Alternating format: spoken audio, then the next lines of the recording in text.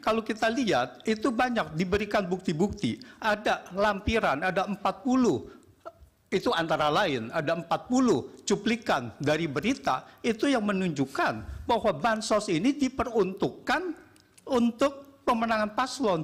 Jadi ini adalah bukan pendapat saja, tetapi ini adalah sudah ada bukti-bukti nyata.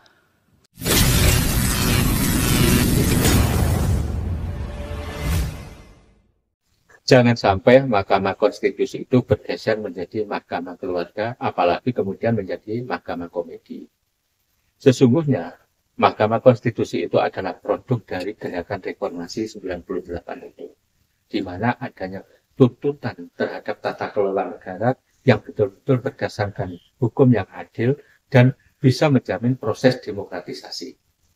Oleh sebab itu, fungsi Mahkamah Konstitusi selain menjaga marwah demokrasi, juga sebagai resolusi dari perselisihan hukum dan administrasi tata negara itu. Tapi perkembangannya, sejak era Presiden Jokowi, kelihatannya Mahkamah Konstitusi sudah bergeser menjadi Mahkamah Keluarga atau Mahkamah Dinasti. Apa buktinya? Semenjak dikabulkannya gugatan soal usia cawapres dan kemudian mengakomodasi kepentingan Gibran sebagai dinasti Jokowi, itu sudah menunjukkan arah dari Mahkamah Konstitusi menjadi Mahkamah Keluarga. Apalagi di dalam konstitusi saat itu ada relasi kepentingan antara Presiden Jokowi dengan Paman Usman. Sehingga konflik of interest itu sudah pasti.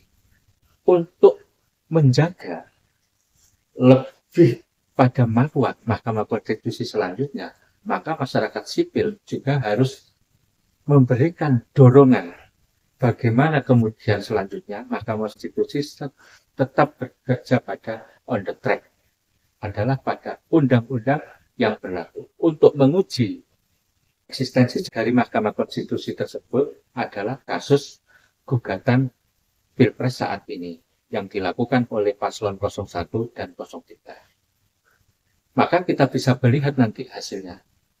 Apakah betul-betul para hakim di Mahkamah Konstitusi itu bisa menjaga marwah sesuai dengan eksistensi kedaulatannya, atau nanti ada pengaruh-pengaruh dari kekuasaan seperti sebelumnya. Kalau seandainya keputusannya itu lebih banyak mengakomodasi pada kepentingan kekuasaan, maka yang pasti kita bisa mengatakan pada akhirnya Mahkamah Konstitusi tidak saja menjadi Mahkamah Keluarga, tapi sekaligus juga menjadi Mahkamah Komedi. Sebab apa? Sebab banyak sekali kelucuan-kelucuan dan kejanggalan-kejanggalan yang kemudian itu tidak bisa diselesaikan dengan baik oleh para hakim. Tapi saya yakin para hakim yang ada di Mahkamah Konstitusi itu akan bekerja on the track. Mereka orang-orang yang memiliki integritas, mereka orang-orang yang memiliki moral dan komitmen terhadap penegakan hukum demokrasi di negeri.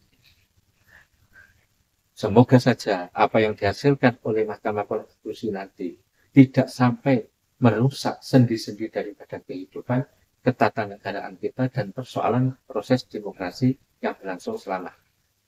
Karena bagaimanapun, hakim konstitusi saat ini terkepung oleh satu kekuatan, apa yang dinamakan adalah kekuasaan politik yang ada saat ini sekaligus oleh kekuatan oligarki.